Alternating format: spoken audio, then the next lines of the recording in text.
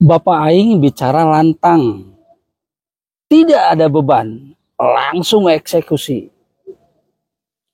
Oke, selamat datang di Sunro Channel. Sahabat Kang Obing, kalau saya analisa dari setiap pidato yang dilakukan oleh Bapak Aing, Kang Deddy Mulyadi, dia benar-benar bicaranya lantang, tanpa beban. Dia mengungkap apa yang dia rasakan, dan dia mengungkap apa yang masyarakat rasakan. Setiap kali pidatonya selalu diamini oleh masyarakatnya. Memang itu benar-benar terasa ada di diri masyarakat. Saya mencoba melihat video-videonya, lalu saya timbul pertanyaan, mengapa Bapak Aing, Kang Deddy Mulyadi bisa berbicara seperti ini? Benar-benar tanpa beban. Saya bisa berpendapat akhirnya, ini disclaimer, ini pendapat saya. Bapak Aing itu, Kang Deddy Mulyadi, benar-benar tulus ikhlas dari hatinya. Jadi berbicaranya tidak dibuat-buat. Dia tulus dari hatinya untuk membangun Jawa Barat. Ketulusan ini tentunya bisa dilihat dari pidato-pidato yang dia sampaikan. Nah, kalau dia tidak tulus, yakin dia akan sedikit ragu-ragu, lalu dia akan mencoba meramu, kan kemungkinan akan ada ketakutan. Takut nanti diminta pertanggungjawaban, takut nanti ditanyain lagi apa yang dia ungkapkan, dan takut nanti dia tidak bisa mengambil sesuatu yang bermanfaat untuk diri pribadinya, gitu. Sehingga dia hati-hati kalau tidak tulus. Memang banyak yang tidak tulus, banyaklah. Banyak para pemimpin kita yang pidato di depannya itu gitu ya, tapi dia atur sehingga dia itu juga mendapatkan dari situ. Yang keduanya, Bapak Aing itu, Kang Deddy Mulyadi, Gubernur Jawa Barat, tidak ada niatan dalam hatinya untuk memperkaya diri dari hasil pemerintahannya atau dari jabatannya. Nah, ini yang paling kuat ini. Karena memang kalau kita lihat sekarang ini, para pejabat ini ya banyak sekali yang tiba-tiba kaya gitu kan, atau dia berniat untuk mengembalikan uangnya pada saat dia kampanye. Bahkan Kang Deddy sendiri yang mengungkap itu, gitu. Dia mengatakan ketika sudah menjabat harus mengembalikan uang.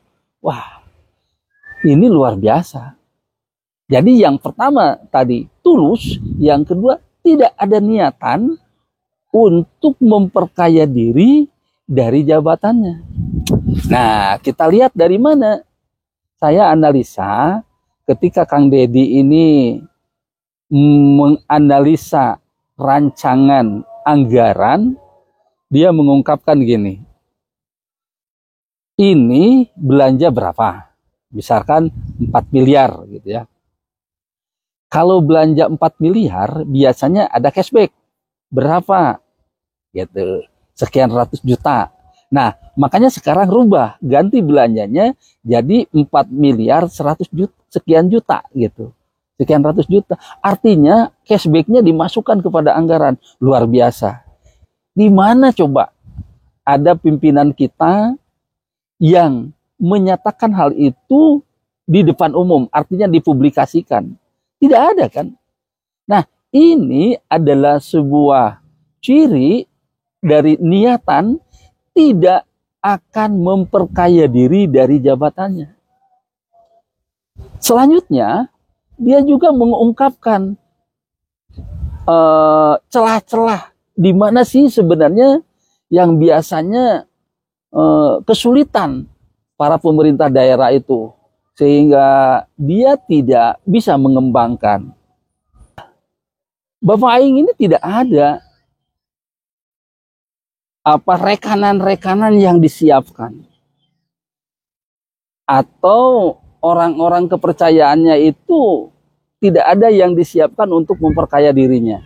Jadi di sekitar lingkungannya itu benar-benar semuanya itu siap untuk membangun Jawa Barat gitu. Bahkan kalau saya lihat pidato dari Kang Deddy ini atau gerakan-gerakan dari Kang Deddy ini benar-benar luar biasa lah, luar biasa. Dan bisa menginspirasi banyak orang. Dengan berikutnya, itu ketika dia mengungkap atau berbicara sesuatu, dia harus langsung eksekusi. Dan dia bisa menentukan kapan pelaksanaannya, sehingga tidak banyak berpikir panjang, tidak dulu menghitung, wah ini nanti saya dapat berapa nih dari sini. Enggak. Justru dia berpikirnya supaya cepat beres. Ya, kita ambil contoh aja waktu yang Hibis, itu kan, Hibis kan itu luar biasa. Bayangin aja Hibis itu, kalau kitanya berharap sesuatu dari Hibis itu, wah bisa itu, bisa. Tapi kan Deddy nggak gitu. Dia pingin penyelesaian. Dia tetap konsen terhadap konsep yang dia punya. Ketiganya bukan teori, tapi kerja nyata. Jadi dia tidak terlalu banyak berpikir, wah ini seperti ini, kajian ini, tapi dia kerja nyata. Karena apa?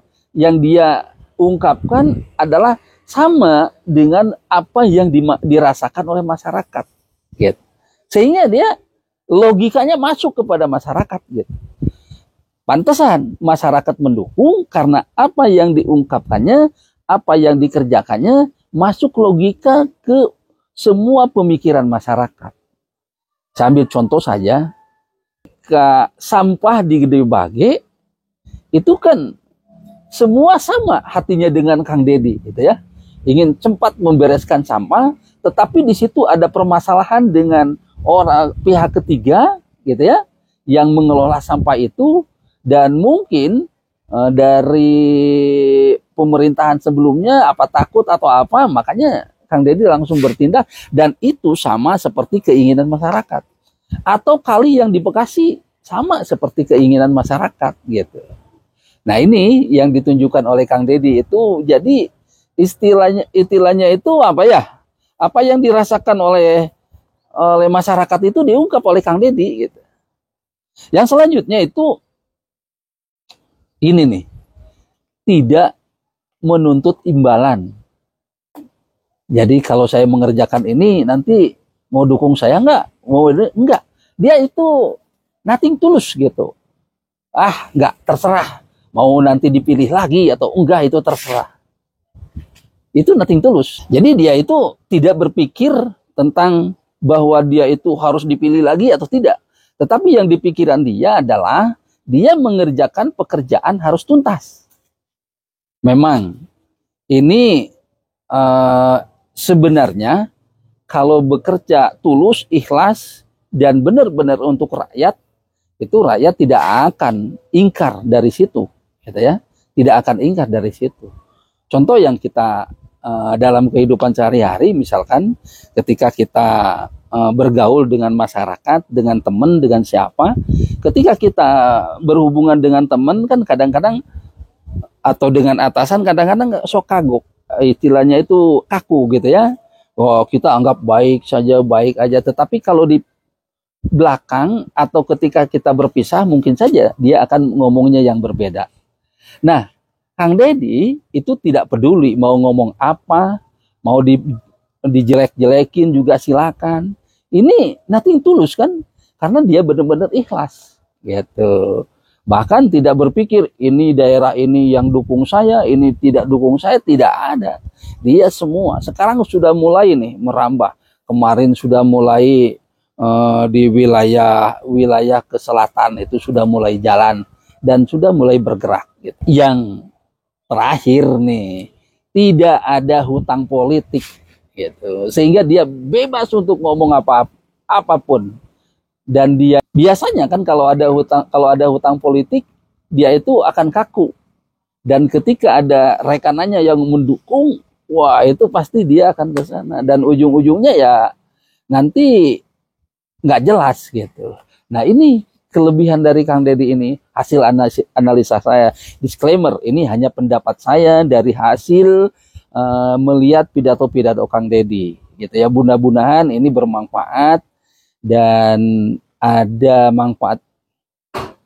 Mudah-mudahan ini bermanfaat. Kalau bermanfaat silakan bagikan video ini agar orang lain semua paham. Salam sukses dari Kang Obing. Assalamualaikum.